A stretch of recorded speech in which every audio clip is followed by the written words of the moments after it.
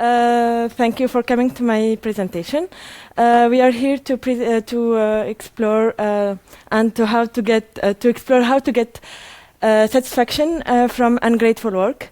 I'm here to share my experience with updating Kotlin. If some of you have the experience of that, yeah, I feel you.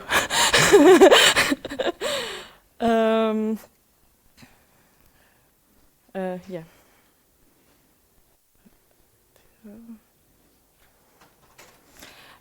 I'm working at Trainline. For French people, it's formerly Capitaine Train. We are trying to make. No, we are making selling train ticket as easier as possible, and we are hiring. So if you want to join us, come. We are happy to have you.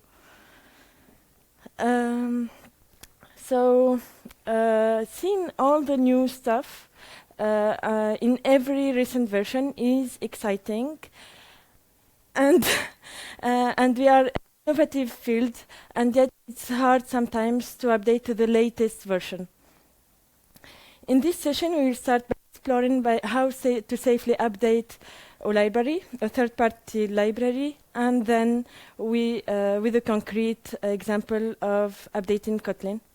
So I will give you 6 steps. Six that you have to follow to minimize the problem that you get after updating a third-party library. Okay. I'm not counting this as a step, so it's step 0. It's not index 0, so it's 6 steps after that. So usually we start updating the version and the version number, maybe getting some clean stuff in one file, like versions file, to import it into the Gradle file.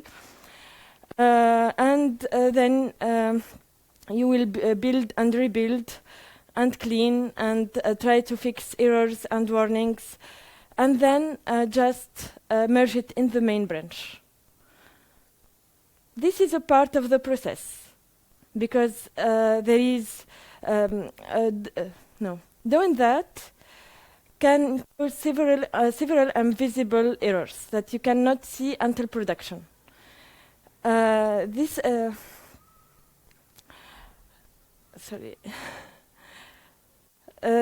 most common outcomes is build warnings, build errors, crashes, third-party library breaking.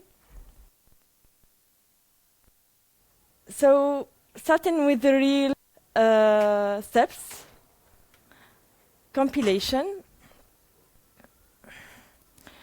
After updating the version number, you have to run a build and be careful of its outcomes.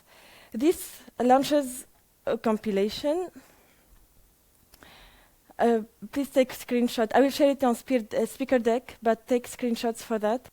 This will launch a compilation for debug sources, the unit test sources, assemble debug.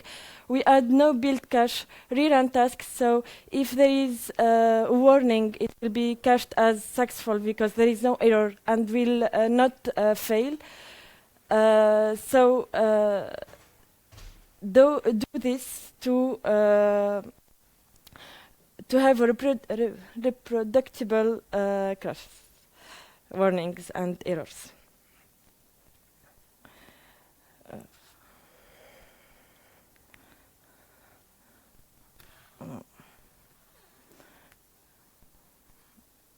The to-dos. This part may be trivial for you, but it's very important in development cycle. So if you are a big team and a big project, you have to centralize your to-dos. Why? No, sorry. You have to centralize your to-dos. So we know that we are updating AGP. And with updating AGP, we know that there is a compatible version of detect to it. So we put it above it.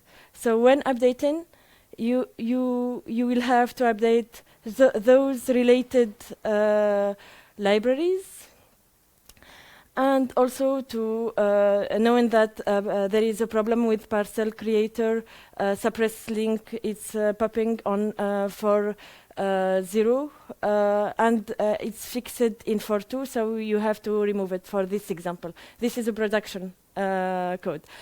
And it's really important to centralize that so it can be discovered.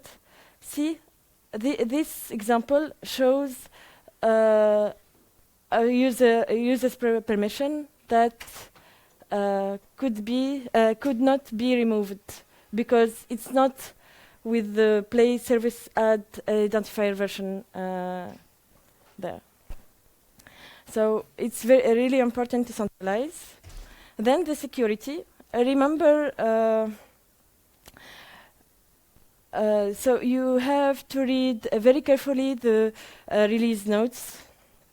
Consider security for Log4j vulnerability case. So if you are in Gradle 6.7 or 6.9, you have to update the latest patch for 6 version. It's 6.9.2, and you have to update to the latest 7 version. It's 7.3.3 to get rid of that.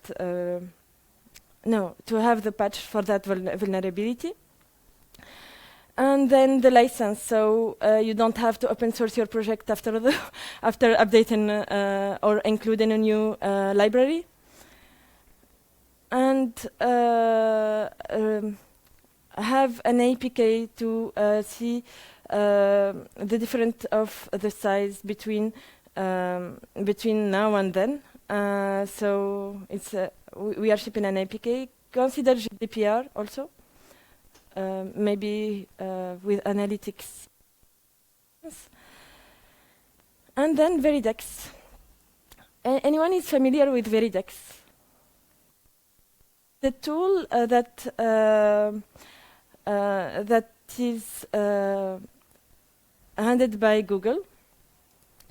So this is to control what are the non-SDK interface that you in your app. Starting API in 28, Google will show you the problem that you have in the Play Store with non-SDK interfaces. It's like a reflection, if you do reflection in your app or GNI.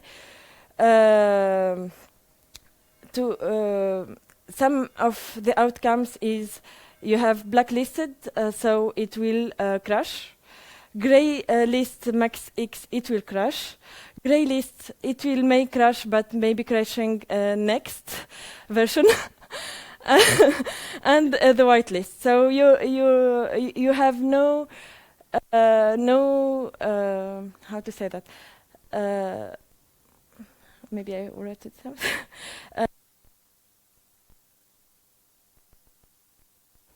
No, I didn't write.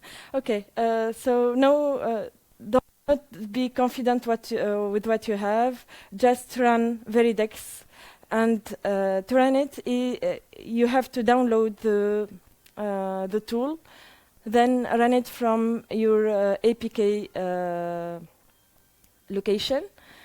You will have an outcome like that. This is a summary because it's really detailed of what you are using. So for me, one is blocked, one is max target O, which is 10, I think. And no, this will throw errors like that. So if this is part of invisible errors. So if you have no such field error, no such method exception, this will throw in production. Sorry. I have to see the dependencies that comes with the library update. In the PR branch, we would run something like this will outcome in depth pr.text. Then in the base branch, like develop or master, whatever you have, this one. So we have the database text. Here we can see that, I don't know if it's really visible. Yes, so we have multiple stdlib versions, and it's really heterogeneous for one library in the app. It's okay. Oh no. Okay.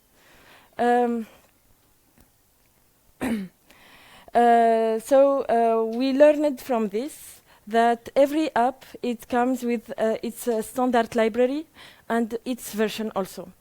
So to get to fix that, you have to provide your own standard library, and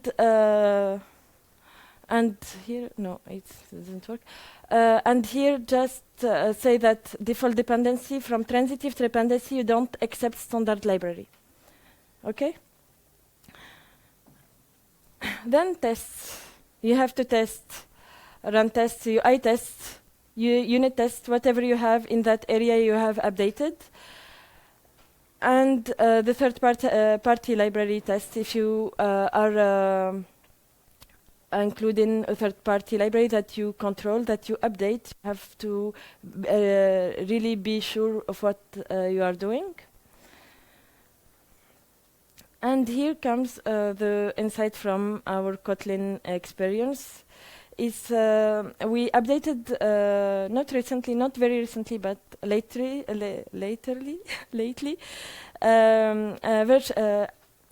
Kotlin from 1.4.32 to 1.5.32.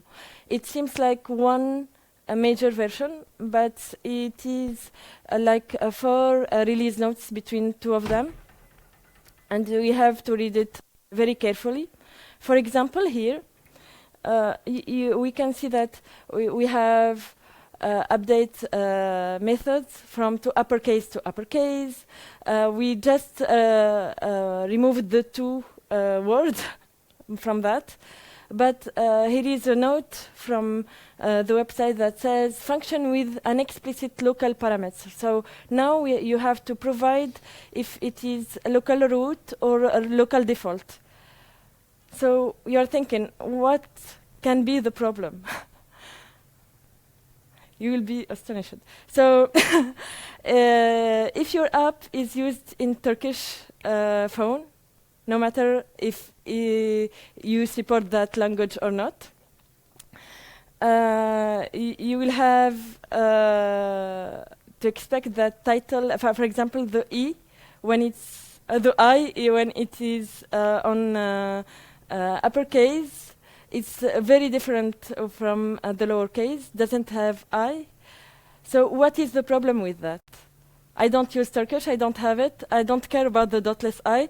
But if you have it in your GNOME and you send it to JSON, then the serialization with the DTO could crash.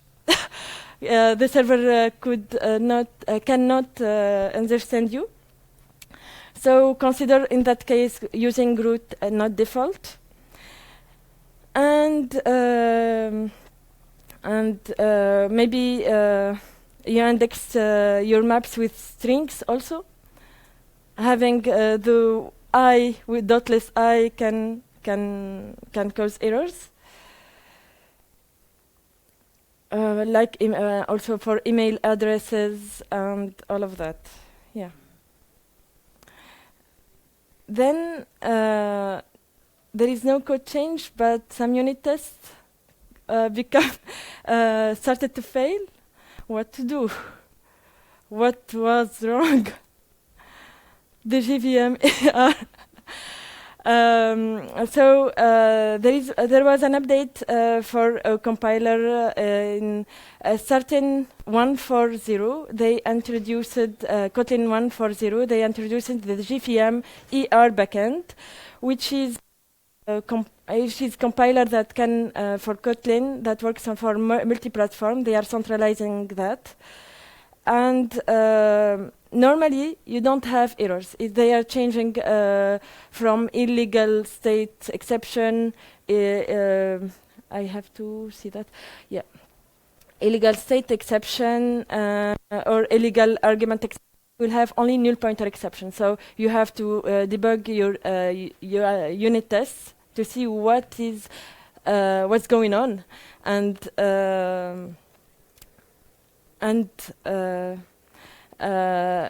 we don't know. I really I'm afraid that what if they didn't run at all? Because before updating to 1.532, they were running really good, so all green. That's it. Thank you.